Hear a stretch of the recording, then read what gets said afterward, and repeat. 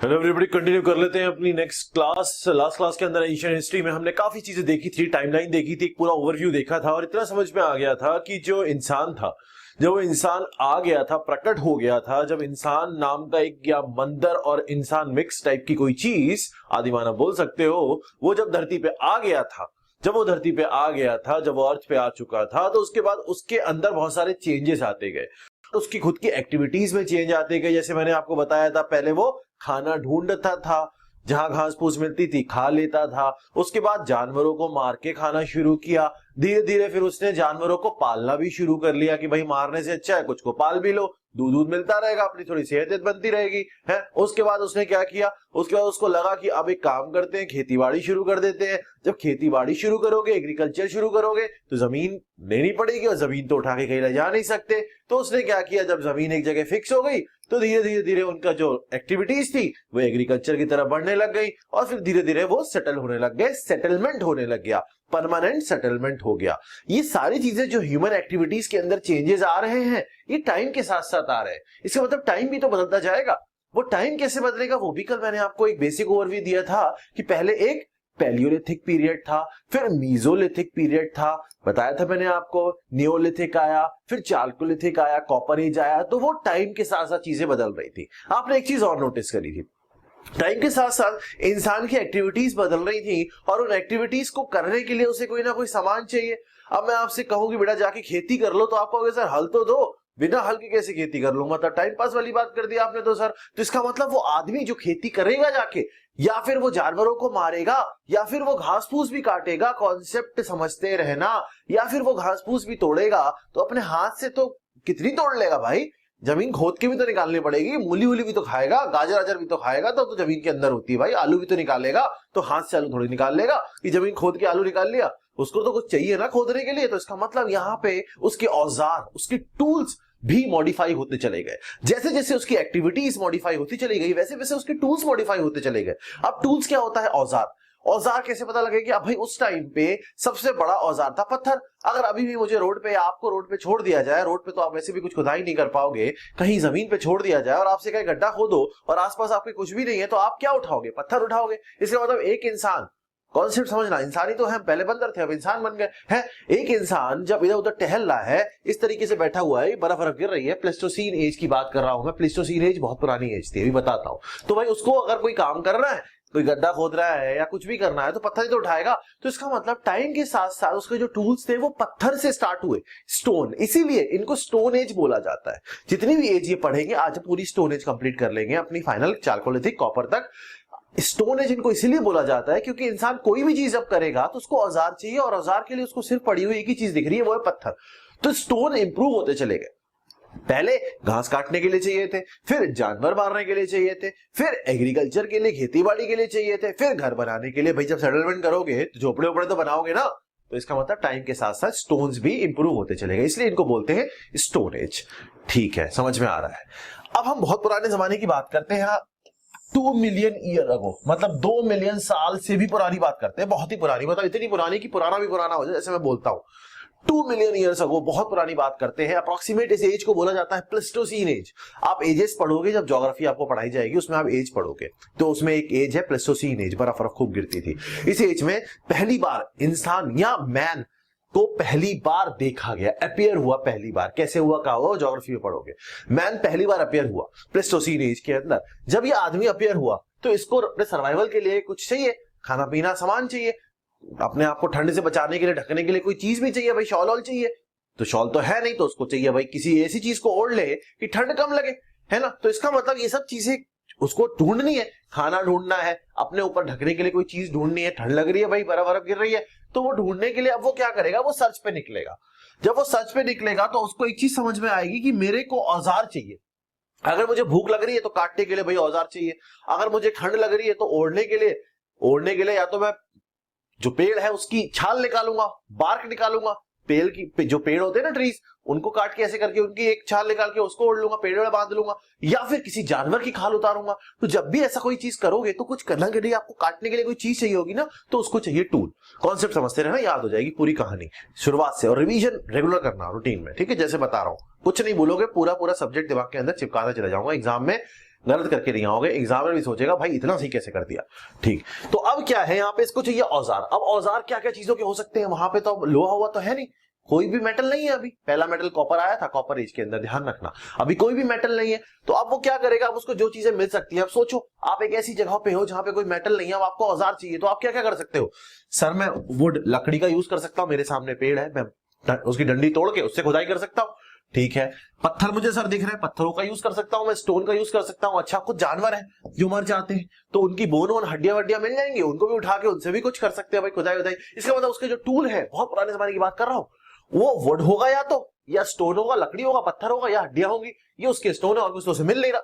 ठीक है, अब बस ये जो उसके टूल्स है, उसको चाहिए क्यों सर, ये उसको इसलिए चाहिए कि उसे या तो गड्ढे खोदने हैं भाई, गड्ढे खोदने को सामान वामान बनाना है या रखना है, या फिर खाना है, जानवरों को मार रहा है। मैंने आपको बताया पहले वो गैदरर था, फिर वो हंटिंग करने लग गया।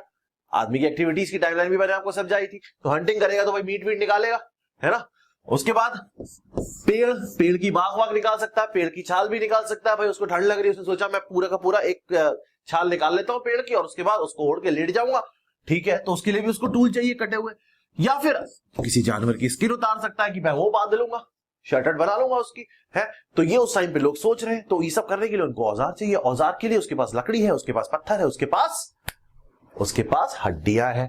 समझ में आ रहा होगा, बहुत पुराने जमाने की बात होगी। अब जैसे जैसे टाइम बदलता चला जाएगा, इंसान का दिमाग एक्टिव होता चला जाएगा। जैसे टाइम हो रहा है ना, अब जैसे हम लोग जब मैं छोटा था तो मुझे मोबाइल, हमारे टाइम में मोबाइल था ही नहीं, इंटरनेट तो बहुत दूर की बात है। एयरसेल एक सिम आता था, उसमें इतनी घटिया स्पीड आती थी इंटरनेट की, जब मैं 12th में था, इतनी घटिया सड़ी स्पीड आती थी कि मतलब आप इमेजिन नहीं कर सकते। वीडियो देखना तो सपनों से भी दूर है की बात है ना।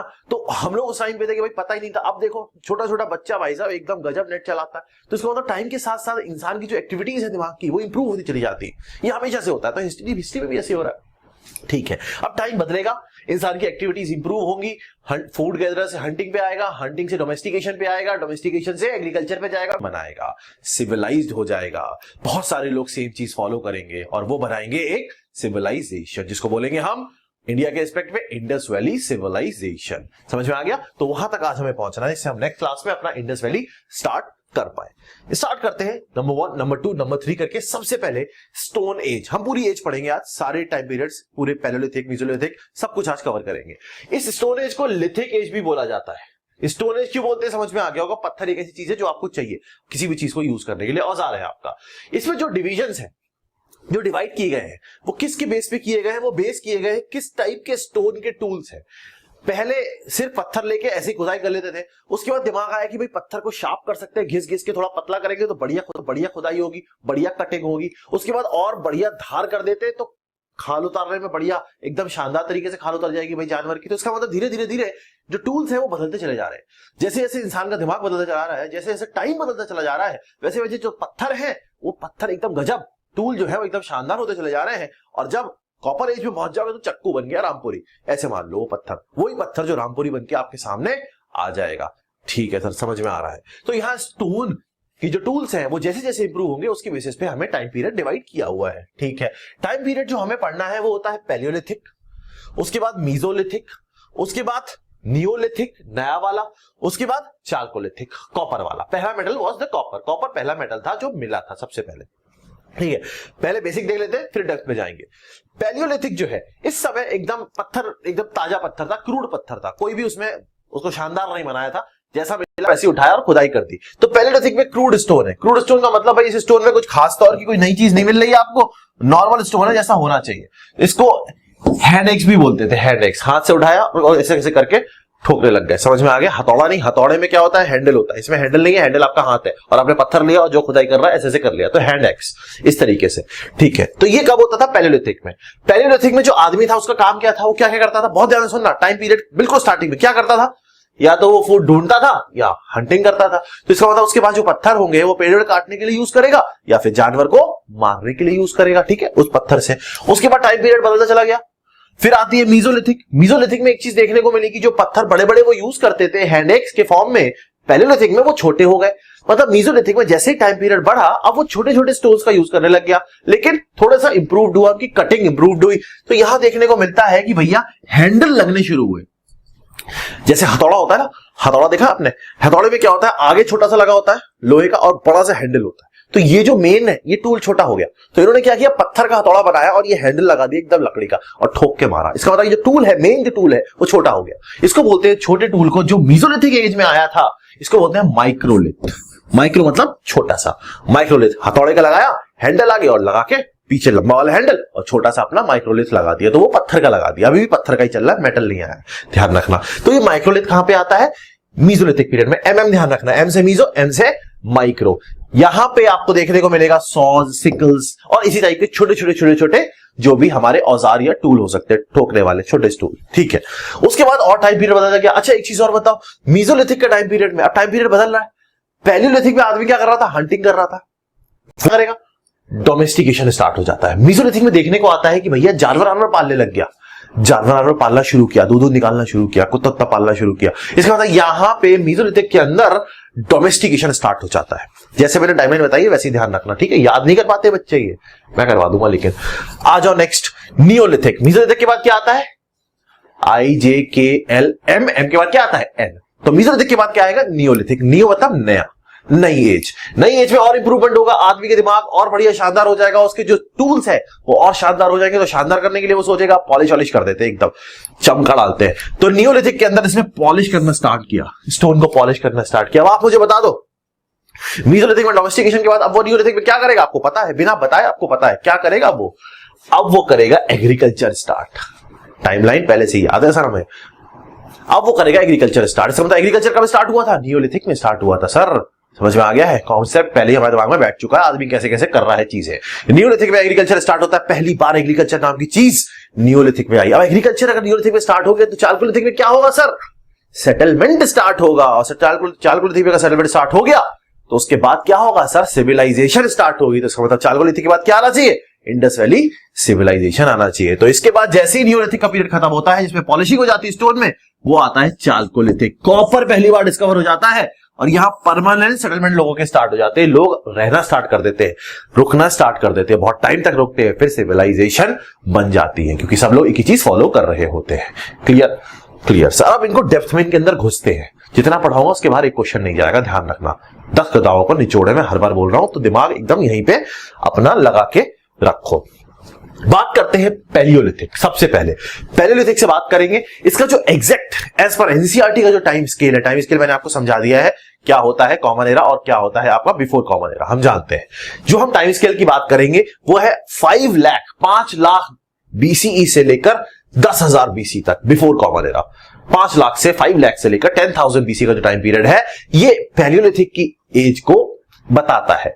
ठीक है, अब पैलियोलिथिक की बात करते हैं। पैलियोलिथिक को 3 पार्ट में डिवाइड किया गया है।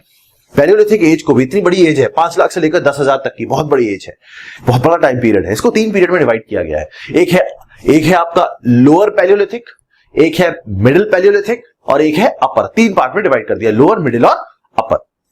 सबसे पहले बात करते हैं लोअर पैलियोलिथिक। लोअर पैलियोलिथिक का जो पीरियड है ये 5 लाख से लेकर 50,000 BC तक का है।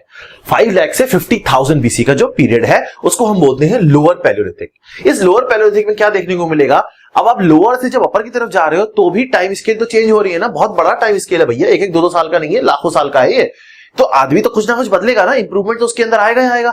तो टूल्स जो है उसके वो रहेंगे स्टोन वाले ही टूल, बड़े टूल ही रहेंगे, लेकिन वो इंप्रूव होते चले जाएंगे क्योंकि कटिंग जो है वो अच्छी होती चली जाएगी। पहले एकदम पत्थर उठाया मार दिया, टाइम के साथ साथ वो पत्थर को थोड़ा सा और बढ़िया स्मूथ करने लग गए, लेकिन अभी भी टूल अपने वही यूज कर रहे हैं जो हम यूज कर रहे थे, पत्थर सीधा उठा के वही करते हैं यूज। अभी माइक्रोलिथ नहीं आया, माइक्रोलिथ कब आएगा, जब आप मीसोलिथिक में आओगे। सेम कॉमन कर रहा है नाम, ठीक है।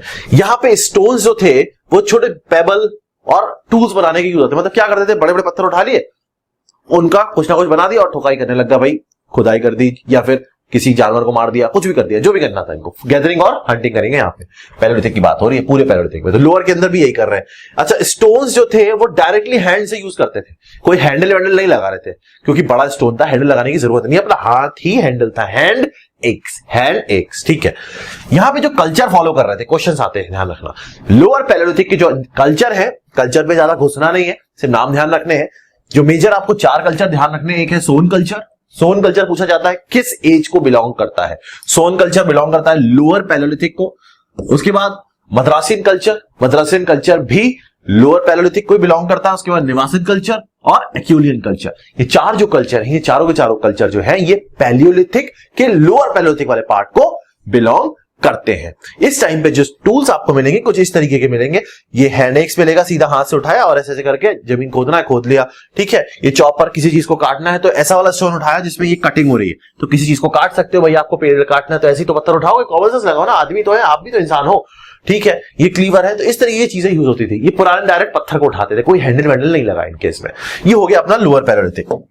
लोअर पैलियोलिथिक के बाद जब आप आगे बढ़ते हो तो अब आता है आपका मिडिल पैलियोलिथिक। वहां पे आप 50,000 बीसी तक पहुंच गए थे। ये 50,000 बीसी से टाइम पीरियड उल्टा चलता है, आपको मैंने बताया है। ये 50,000 से 40,000 बीसी तक जाएगा। 40,000 बिफोर कॉमन एरा, ये भी लगा सकते हो, आपकी मर्जी है, ठीक है। यहां पे फ्लेक टूल्स आने लग गए। फ्लेक टूल्स का मतलब अभी भी स्टोन ही यूज हो रहा है, कोई हैंडल यूज नहीं हो रहा है, हाथ से यूज होगा, बट जो कटिंग है ना वो और बढ़िया करने लग गए, थोड़ा फ्लेकी करने लग गया उसको, ठीक। फ्लेक मतलब ऊपर से कट करने लग गए। भाई ये अपना स्टोन पहले ऐसा था, अब इसको थोड़ा सा पतला कर दिया, यहां से थोड़ी सी कटिंग बढ़िया हो गई, टाइम इंप्रूव होता चला जा रहा है, तो आदमी का सोच भी इंप्रूव होती चली जा रही है। इसको बोलते हैं मिडिल पैलियोलिथिक पीरियड। इसके अंदर फ्लेक टूल्स यूज हो रहे थे।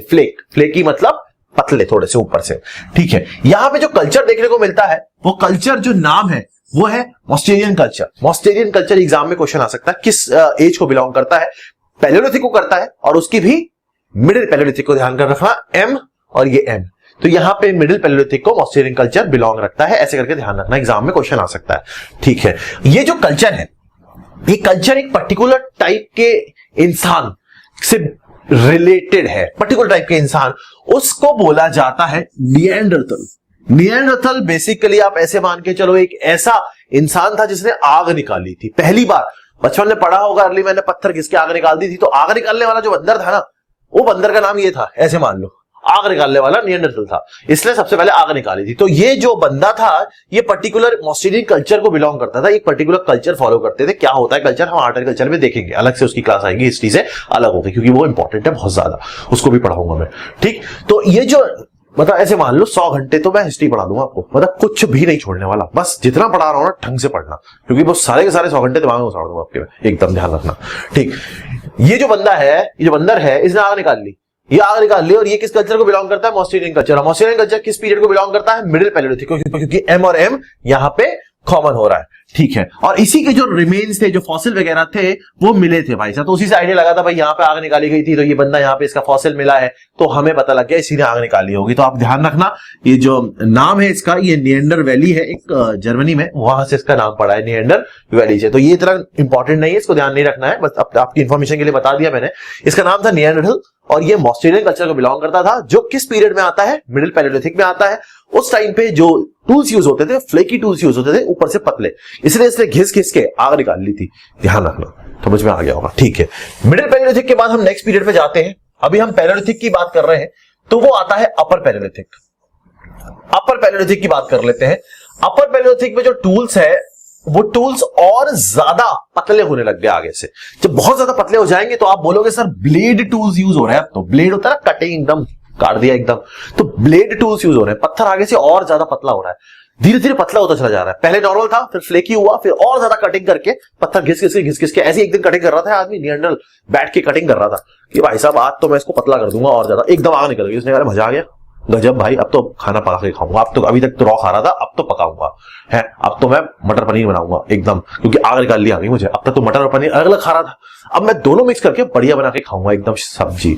तो इसका मतलब ये आग ऐसे निकाल ली इसने, जब घिस घिस के आग निकाल रहा था, घिस क्यों रहा था भाई, पतला कर रहा था पत्थर, तो इसका मतलब आग निकालने के बाद और ज्यादा पतला हो जाएगा और पत्थर बन गया ब्लेड टूल्स। ये जो टाइम पीरियड है ये 40,000 से 10,000 बीसी तक जाता है, जो आपका अपर पैलियोलिथिक का पीरियड है। इसमें ब्लेड बन जाते हैं टूल, ऐसे मान लो पत्थर एकदम ब्लेड हो चुका है, पत्थर ही, हैंडल नहीं लगा है, हाथ से यूज हो रहा है, जो भी कुछ हो रहा है, तभी तो आग निकाली। हैंडल से कैसे आग निकालेगा, दो हथौड़े ऐसे मार के आग निकालेगा, ऐसे नहीं निकलेगी आग, ठीक। यहां पे जो इंपॉर्टेंट डिस्कवरी है, जो एग्जाम में क्वेश्चन आ सकता है, वो एक पर्टिकुलर टाइप का एक स्टोन मान लो, इसको बोलते हैं rubber built in circular form. एक पत्थर जो गोल गोल हो, रबर बिल्ट, गोल गोल पत्थर टाइप का, जो यहां पे सबसे पहले एक डिस्कवर किया गया था भाई, गोल पत्थर ऐसे मान लो, इसको बोलते हैं रबर बिल्ट, हिंदी में गोल पत्थर, सर्कुलर फॉर्म का, ठीक है। अच्छा, अपर पैलियोलिथिक के टाइम पे, अब आप अच्छे से जानते हो, अपर पैलियोलिथिक के टाइम पे लोगों ने एक चीज करनी स्टार्ट करी थी, जिसमें ये पानी से बहुत रिलेटेड रहते थे। मतलब बेसिकली यहाँ पे एक बहुत कॉमन फीचर था लोगों का अपर पैलेयोलिथिक के अंदर देखने को मिलता है कि ये लोग कोशिश ये करते थे कि हम पानी के आसपास ही रुके। अगर हम थोड़े दिन भी रुकते हैं, परमानेंट सेटलमेंट नहीं हो रहा है, अभी ध्यान रखना इस चीज को, वो आगे चल के होगा। यहां पे इन्होंने एक चीज करनी स्टार्ट करी, क्योंकि अभी ये अपर पैलेयोलिथिक खत्म होगा और फिर नेक्स्ट पीरियड आएगा, ठीक। तो इन्होंने यहाँ पे क्या स्टार्ट करा, इन्होंने पानी से बहुत अपना एसोसिएशन स्टार्ट किया कि पानी के आसपास रुकते थे हमेशा। तो ये भी ध्यान रखना, सबसे पहले परमानेंट सोर्स ऑफ वाटर से एसोसिएटेड इंसान अपर पैलेयोलिथिक एज से होने लगा। उसे लगता था पानी के पास रहना ज्यादा अच्छा है, अपना पीना वीना काम होता रहेगा, ठीक है। ये भी ध्यान रखना। जो सबसे पहले रॉक पेंटिंग्स पे फोकस किया गया, रॉक पेंटिंग, पत्थर पे कुछ बना दिया, कोई जानवर बना दिया, कुछ भी बना दिया, और सबसे पहले रॉक पेंटिंग्स भी अपर पैलेयोलिथिक में देखने को मिलती है। इससे पहले नहीं मिल रही थी। रॉक मतलब पत्थर पे कोई पेंटिंग बना दी। पेंटिंग का मतलब ये नहीं है कि भाई बहुत शानदार सी कोई मूर्ति बना, कुछ अपना एक बढ़िया शानदार पेंटिंग बना के पूरा पोर्ट्रेट बना दिया ना, सिर्फ ऐसे ही। कभी भीमबेटका जाना, भीमबेटका एज को बिलोंग करता है, भीमबेटका केव्स है, उसमें जाके देखना, वहां उन्होंने बनाया हुआ है। और भीमबेटका कितना पुराना है आप सोच के देखो, इस टाइम का है। अभी उसी पे डिस्कशन करूंगा। भीमबेटका केव है एमपी में, वहां पे उन्होंने पेंटिंग की हुई है रॉक पे, तो वो पेंटिंग आज तक नहीं मिटी। इमेजिन करो। और जो पेंटिंग्स डिपिक्ट करते हैं, जो पेंटिंग देखो, आप अगर जो चीज पेंटिंग बनाते हो जो आपके दिमाग में होता है, जो आपके मन में होता है, अगर मैं आपसे कोई पेंटिंग बनाने को कहूं तो आपके जो मन में होगा ना वही पेंटिंग आप बना दोगे। साइकोलॉजिस्ट ऐसी करते हैं, बनाने को कुछ बोलते हैं तो आपके मन में होगा। इसका मतलब उस समय जो लोग बना रहे हैं ना पत्थर पे, उनसे भी हमें आइडिया लगता है कि उनकी सोच क्या है, उनके आसपास चीजें क्या है जो उन्होंने बनाई है। तो उससे समझ में आता है कि भाई जानवर उस टाइम पे जो रहते थे, क्या क्या हो सकते थे, लोग कैसे थे, वो सब हमें उनकी पेंटिंग से समझ में आता है, ठीक है। तो यहाँ पे अपर पैलेयोलिथिक के अंदर में क्या क्या मिल रहा है, एक तो ब्लेड टूल्स है, गोल वाला पत्थर मिल गया यहाँ पे हमें, पानी से एसोसिएशन मिल गया, भाई पानी के पास जाने का बहुत मन करता है यहाँ लोगों का। उसके बाद पेंटिंग वेंटिंग यहाँ पे करना इन्होंने स्टार्ट कर दिया है, तो ये भी आपको ध्यान रखना है। फॉसिल वगैरह भी मिलने लगे, और एक बहुत इंपॉर्टेंट फॉसिल यहाँ मिलता है, बहुत इंपॉर्टेंट फॉसिल अपर पैलेयोलिथिक से रिलेटेड है, वो है ऑस्ट्रिच का एग, ऑस्ट्रिच का अंडा। यहाँ पे ऑस्ट्रिच का बड़ा सा एग भी अपर पैलेयोलिथिक में इसका फॉसिल मिलता है। मतलब यहाँ पे कहीं ना कहीं ऑस्ट्रिच की एग्जिस्टेंस देखी गई है। अगर पूछी जाएगी तो आप कहोगे सर ऑस्ट्रिच जो है उसके एग्जिस्टेंस अपर पैलेयोलिथिक से एग्जिस्टेंस है उसकी, क्योंकि यहाँ पे हमें इसका फॉसिल मिला। कब मिला? इस एज से रिलेटेड टाइम पे मिला। हमने उठाया तो भाई चेक किया, डेटिंग करते हैं, डेटिंग का मतलब कार्बन डेटिंग वगैरह होती है, उससे फॉसिल्स की एज पता लग जाती है, बहुत सारी चीजें होती है, ठीक है। तो उस पर हमें नहीं जाना है, हमें बस इतना पता है कि भाई ऑस्ट्रिच का जो एग है वो हमें अपर पैलेयोलिथिक के टाइम पीरियड में बिलोंग करता है, ये पता लगा। और किस किस जगह मिलता है? अराउंड 40 साइट पे मिलता है, 40 साइट पे, जिसमें राजस्थान, मध्य प्रदेश और महाराष्ट्र मेन है। मैं आपको अगर बताऊं तो मेनली महाराष्ट्र से एसोसिएटेड है। ऑस्ट्रिच का एग महाराष्ट्र में मिला था। अभी अगर आप ओवरऑल देखो तो राजस्थान में भी मिले हैं, मध्य प्रदेश में भी मिले हैं और महाराष्ट्र में तो है ही। तो अगर हम अपर पैलेयोलिथिक की बात करेंगे तो काफी इंपॉर्टेंट पॉइंट्स है यहाँ पे। गोल पत्थर है यहाँ पे, पानी से एसोसिएशन है यहाँ पे। उसके बाद यहाँ पे जो लोग हैं वो पेंटिंग वेंटिंग भी करने लग गए हैं, पत्थर पे पेंटिंग बना देते हैं, क्योंकि अब मॉडर्न होता जा रहा है ना, आदमी मॉडर्न होता जा रहा है।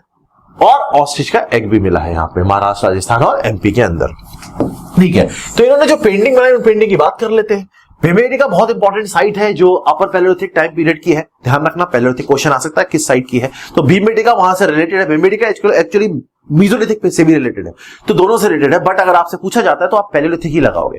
भीमबेटका जो है ये बेसिकली ऐसे मान लो रॉक शेल्टर्स है, केव्स है, जो मध्य प्रदेश में भोपाल के पास में वहां पे बने हुए हैं, वहां लोग देखने भी जाते हैं, ठीक है। तो ये एक हैबिटेशन साइट है, वहां लोग रहते होंगे, ऐसे समझ में आता है। और केव्स और रॉक शेल्टर्स है, भाई रॉक से रहने की जगह बनी है, पत्थर के बीच में जगह है, वही वहां पे आप सो सकते हो, आप नहीं सो सकते, मतलब वो सोते होंगे, ठीक है। तो ये जो पैलेयोलिथिक टाइम पीरियड की जो पेंटिंग्स है ये वहां पे मिलती है, वहां लोगों ने दीवारों पे पेंट किया हुआ है, और वो जो कलर्स है वो नेचुरल कलर्स है। और आप सोच के देखो वो नेचुरल कलर आज तक मिटे नहीं है, फेड जरूर हो गए हैं, ऑब्वियस सी बात है, बट मिटे नहीं है वो नेचुरल कलर। और वहां पे एनिमल्स वगैरह भी डिपिक्ट होते हैं, दिखने को मिलता है कि एनिमल्स भी बनाए हैं। इसके मतलब एनिमल्स यहाँ पे उस टाइम पे एग्जिस्ट करते थे, तभी तो बनाएंगे, जो होगा वही तो बनाओगे ना, ऑब्वियस सी बात है। और मैंने आपको बताया था धीरे धीरे टाइम पीरियड के साथ जब आप गैदर कर रहे हो फूड, फिर जानवर को मार रहे हो, तो जानवर तो है ही ना, और जानवर से आप एसोसिएटेड हो, तभी तो आप मार रहे हो। फिर आप थोड़े टाइम पे बाद क्या करोगे? डोमेस्टिकेशन करना स्टार्ट कर दोगे, फिर आप एग्रीकल्चर स्टार्ट कर दोगे। अच्छा, अभी तक एग्रीकल्चर आपकी कोई चीज एग्जिस्ट नहीं करती, इस चीज को ध्यान रखना। अभी वो सिर्फ गैदर कर रहे हैं और हंट कर रहे हैं, और कुछ नहीं कर रहे हैं अभी, ठीक है, घूम रहे हैं इधर उधर। ये जो साइट थी भीमबेटका केव्स, ये डिस्कवर्ड किया था वीएस वकनकर जी ने, 1957 में डिस्कवर हुआ था। वीएस वकनकर, इन्होंने डिस्कवर किया था भीमबेटका 1957 में। एक्सकेवेशन करते, खुदाई करते हैं और निकाल लिया इन्होंने, भाई ये साइट अपनी इंडिया के अंदर प्रेजेंट है। समझ में आ गया? ये अपर पैलेयोलिथिक। तो पैलेयोलिथिक के अंदर 3 पार्ट है अपना, लोअर, मिडिल और अपर। अपर के अंदर बहुत सारी चीजें हमने देखी, लोअर में भी थी और मिडिल के अंदर भी थी। जो most important is upper Palaeolithic, otherwise overall Palaeolithic is also important. यहां पे आपको पेंटिंग्स मिलती है, रॉक पेंटिंग्स मिलती है, वो पैलियोलिथिक पीरियड को बिलोंग करती है। इतना समझ में आ गया। टाइम पीरियड बदलता जा रहा है, बढ़ता जा रहा है, आदमी का दिमाग इंप्रूव होता चला जा रहा है, टूल्स और शानदार और पतले एकदम गजब के होते चले जा रहे हैं। अब आता है नया पीरियड, जिसको बोलते हैं मीजोलिथिक स्टोरेज। पत्थर का यूज हो रहा है इसलिए स्टोरेज बोला जा रहा है, ठीक है, क्योंकि और कुछ तो मिल नहीं रहा ना, अभी पत्थर ही मिल रहा है। इसका जो टाइम पीरियड है वो है 10,000 से 8,000 बीसी। टाइम पीरियड उल्टा चल रहा है, 8,000 8,000 बीसी का पीरियड है। अब यहां पे जो स्टोन्स थे वो और ज्यादा बेटर होने लग गए, ड्रेस्ड होने लग गए। ड्रेस मतलब और ज्यादा स्मूथ और इंप्रूव्ड होने लग गए हैं। यहाँ पे एक और टाइप के स्टोन मिलते हैं जिनको बोलते हैं माइक्रोलिथ, मतलब आप छोटे पत्थर का यूज किया जाने लग गया हैंडल लगा के। अब हैंड एक्स नहीं होगा, अब हथौड़ा एक्स होगा। हैंडल है अपना और आगे लगाया पत्थर और मार दिया। इसका मतलब यहाँ पे माइक्रोलिथ मिलते हैं। अच्छा, जब स्मॉल आपके पास औजार छोटे हो जाएंगे तो आप छोटे छोटे काम भी करना शुरू कर दोगे, है ना। दिमाग तो इंप्रूव हो रहा है। तो अब यहां पे आप नोटिस करोगे, यहां पे दो इंपॉर्टेंट चीज लोगों ने करनी स्टार्ट करी। पहली इंपॉर्टेंट चीज है लेदर वर्क्स, लेदर को सिलना मिलना भाई, जोड़ना ओढ़ना। और दूसरा बास्केट मेकिंग, बाल्टी अल्टी बनाना शुरू कर दिया इन्होंने। बाल्टी का मतलब ये नहीं प्लास्टिक की बाल्टी बना लेंगे जो आप बाथरूम में होती है आपके, ये कपड़े बड़े जो क्या कहते हैं, कपड़े भी कहां पहनते हैं बेचारे, खाल आल की बाल्टी कुछ बना ले, पकेट बनाने लग गए सामान रखने के लिए। ऐसे मान लो थैला बनाने लग गए, बास्केट छोड़ो, थैला सिंपल लैंग्वेज के अंदर। तो थैला बनाने के लिए उसको जोड़ना पड़ेगा ना, जोड़ने के लिए छोटे टूल चाहिए, है ना। तलवार से थोड़ी जोड़ लोगे, सुई से जोड़ती है चीजें। तो इन्होंने छोटे टूल्स बनने के बाद ऐसे छोटे छोटे काम भी शुरू किए। भाई इकट्ठा करने के लिए एक थैला बना लिया, तो थैले को तो सिलना पड़ेगा, तो उसको जोड़ दिया, ठीक है सर। डोमेस्टिकेशन स्टार्ट हो गया, यहाँ पे जानवरों का, जानवर पालना स्टार्ट हुआ, पाला जाना स्टार्ट हो गया भाई, डोमेस्टिकेशन स्टार्ट कर दिया गया।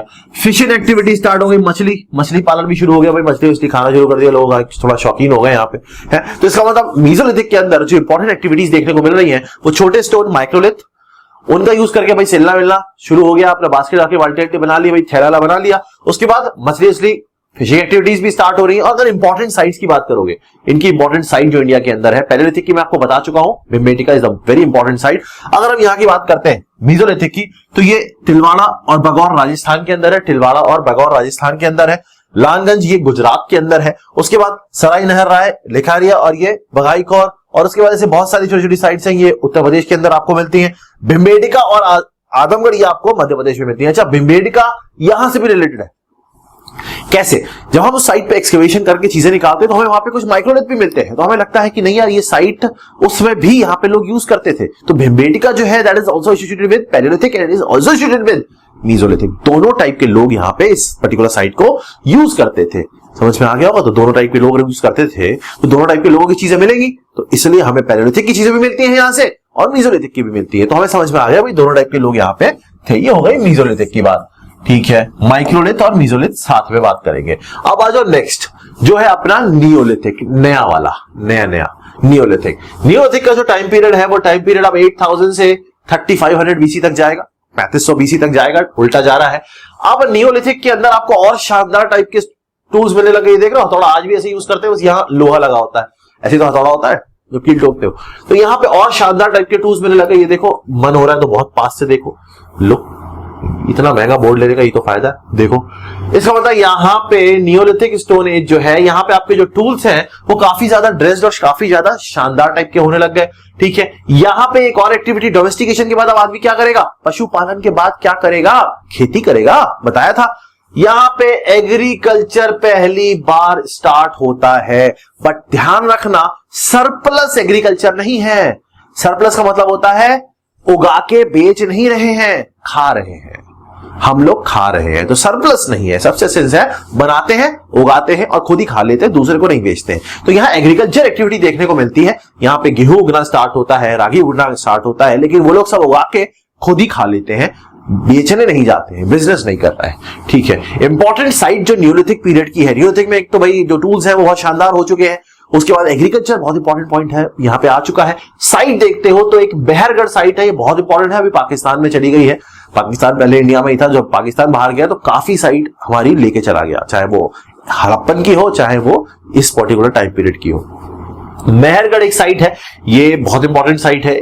उसके बाद अच्छा, जब खेती बाड़ी करोगे, कॉन्सेप्ट समझना, जब आप गेहूं उगाओगे, बार्ली उगाओगे, रागी उगाओगे, तो रखोगे कहां? थैले में। जो थैला बनाया था आपने इससे पीरियड नहीं, उसको रखने के लिए आपको चाहिए कोई बढ़िया सा बर्तन।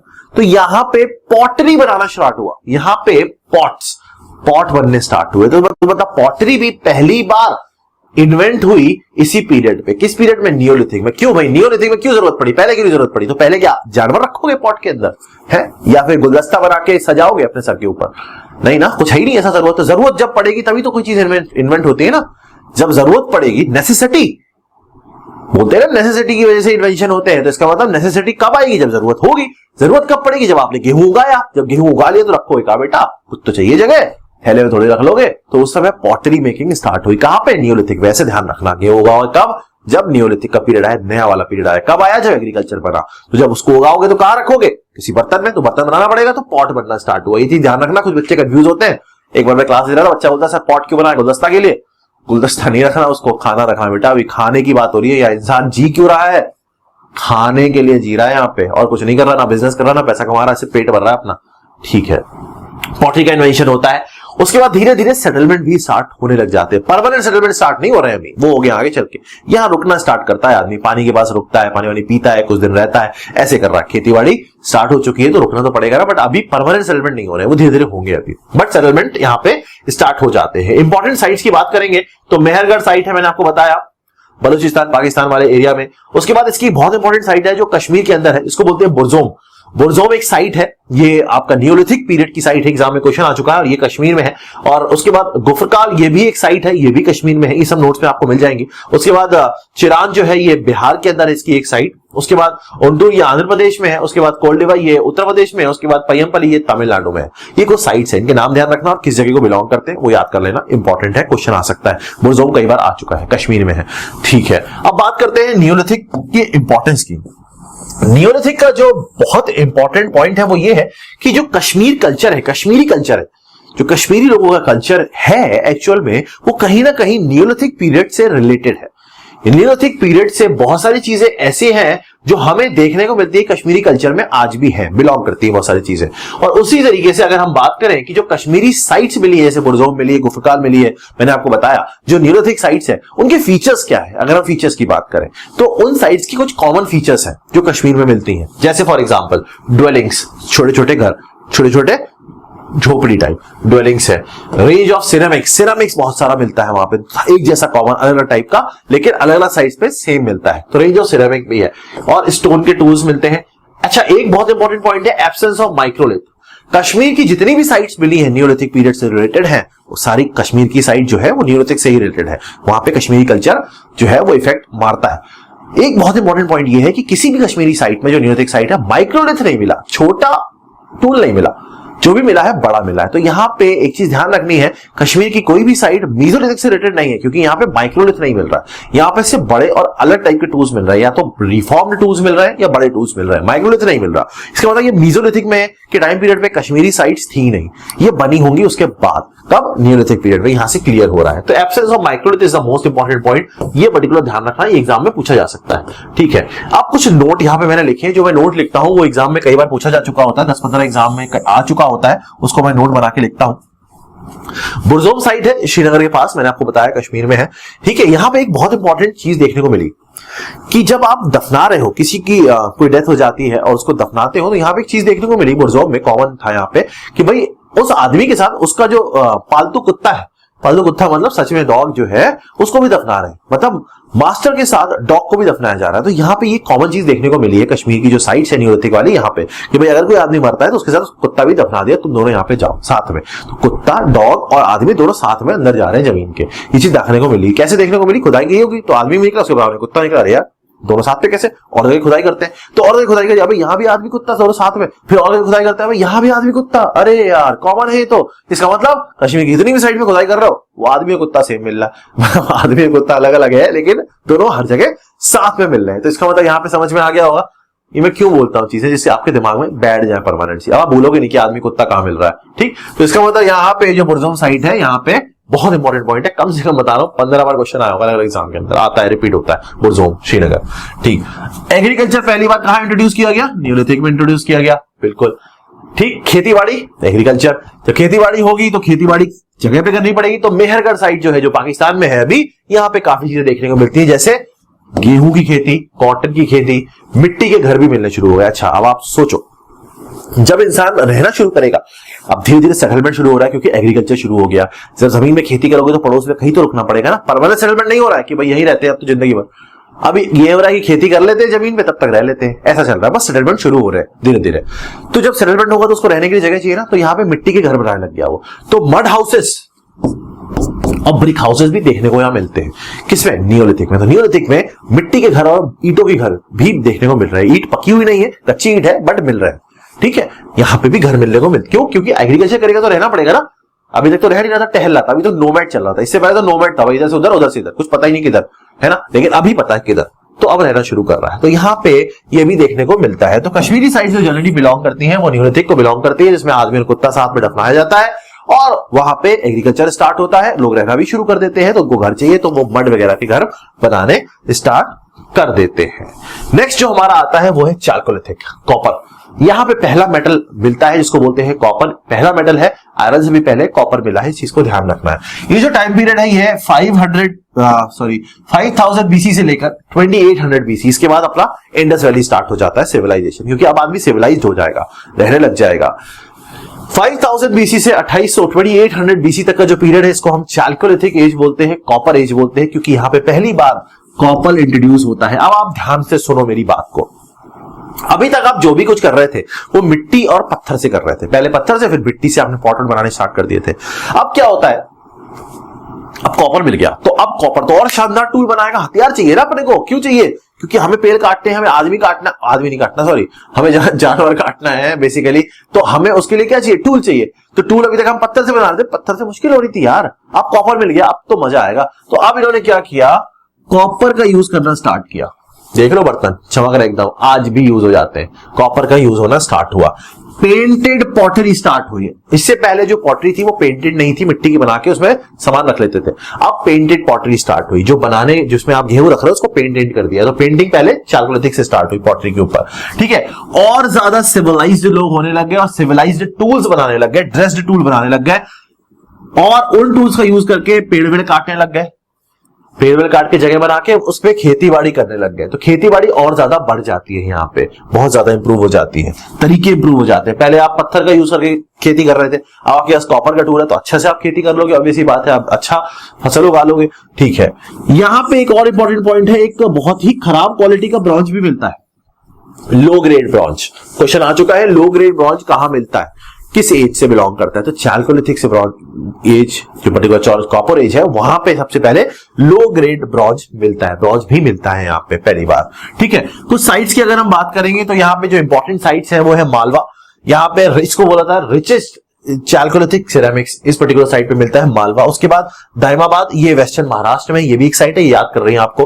उसके बाद आहर है, ये बनास वैली में है। ये तीन जो साइट है ये आपको इंपॉर्टेंट ध्यान रखनी है। अच्छा, चाल्कोलिथिक में कॉपर आ गया, बर्तन शानदार बन गया, खेती शानदार हो गई। अब खेती इतनी शानदार हो जाएगी और बढ़िया फसल आएगी तो आप तो जाना ही नहीं चाहोगे ना वहां से छोड़ के, है। तो अब आप बढ़िया फसल क्यों उगा रहे हो? क्योंकि आपके पास बढ़िया औजार है, बढ़िया हल एकदम गजब का निकाल रखा है, जानवर अपना है ही। तो अब ये खेती बढ़िया हो गई तो खाना पीना बढ़िया हो गया, पॉटरी भी पेंट कर लिए, घर में रख भी दिया, भाई गेहूं सजा के है, उसका खाना भी बन रहा है। तो अब ये लोग जाएंगे थोड़ी। तो अब यहाँ पे परमानेंट सेटलमेंट पहली बार स्टार्ट होता है, जिसको बोलते हैं सेडेंटरी लिविंग।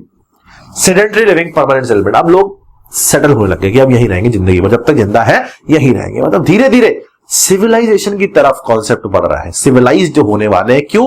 क्योंकि अब लोगों के दिमाग में ये आ रहा है या यही रुक जाते हैं। जब 50 लोग एक ही जगह रुक जाएंगे और वो 50 लोग 50 साल तक एक ही जगह पे रहेंगे तो वो 50 तरीके की जो सोच है वो एक ही हो जाएगी एक्चुअली भी, क्योंकि 50 लोग तो सेम जगह रह रहे हैं, तो वो सिविलाइज्ड हो जाएगी, क्योंकि सोच कॉन्सेप्ट एक हो जाएगा, चीजों को करने का तरीका एक हो जाएगा, फॉलो करने की चीजें एक हो जाएंगी, तो सिविलाइज्ड हो जाएंगे। अब जब रहोगे तो घर तो चाहिए भैया, बिना घर के कैसे रह लेंगे? तो यहाँ पे हट्स और हाउसेस भी मिलते हैं। मिट्टी के घर इससे पहले मिल चुके हैं हमें, इससे पहले नियोलिथिक में हम देख चुके हैं मिट्टी के घर, और यहाँ पे और ज्यादा इंप्रूव्ड घर मिलते हैं। किसमें? चाल्कोलिथिक में। तो इसका मतलब यहाँ पे ये समझ में आ रहा है कि अब लोगों ने रहना स्टार्ट कर दिया है, खेती बाड़ी बढ़िया शानदार तरीके से स्टार्ट कर दी, गेहूं उगा रहे हैं पहले से ही। इस टाइम पे इस टाइम पे हमारा स्टोन एज जब खत्म होता है तो कॉपर एज का कुछ पर्टिकुलर टाइम पीरियड आता है, जो कॉपर एज का टाइम पीरियड मैंने आपको बताया। इस कॉपर एज के बाद अब लोग सिविलाइज्ड हो चुके हैं। अगर आप लाइनअप से चल रहे हो, बंदर से इंसान की तरफ बढ़ते चले जा रहे हैं, अब वो इंसान होते चले जा रहे हैं, उनके अंदर इंसानियत आती चली जा रही है। अब जो टाइम पीरियड आएगा उसमें वो काफी हाई लेवल का सिविलाइज्ड लोग होंगे, क्योंकि वो एक पर्टिकुलर फेज अनसिविलाइज्ड वाला निकाल चुके थे। अब जो स्टार्ट होगा वो असली रियल हिस्ट्री स्टार्ट होती है, सिविलाइज्ड हिस्ट्री जो है। इस सिविलाइजेशन के खत्म होने के बाद जो हिस्ट्री हुई है वो बर्बाद हुई है। हिस्ट्री बर्बाद इन द सेंस, जो लोगों की जो कॉन्सेप्ट है, जो इंसान का दिमाग है और एक दूसरे को लेके जो उनके भेदभाव है वो बढ़ते चले गए हैं। तो वो अब जो सिविलाइज और मैनेज सिस्टम बनेगा इतनी दिनों के अनसिविलाइज सिस्टम के बाद, अब वो सिविलाइज सिस्टम जब डिस्ट्रॉय होगा तो वो आज तक नहीं सुधर पाया है। तो इसका मतलब अब जो हमारी नेक्स्ट क्लास होगी उसमें पूरा इंडस वैली सिविलाइजेशन, उसकी साइट्स, सब कुछ कवर करेंगे। लंबी क्लास होगी, कॉन्सेप्ट ध्यान रखना। ये दोनों क्लास रिवाइज कर लेना अच्छे से, कॉन्सेप्ट एकदम बढ़िया करके रखना, एक एक पॉइंट पकड़ना जैसे मैंने समझाया है, क्योंकि डायरेक्ट क्वेश्चंस आते हैं कि भाई ये कहां पे बिलोंग करता है, ये कहां पे बिलोंग करता है। समझ में आ गया होगा।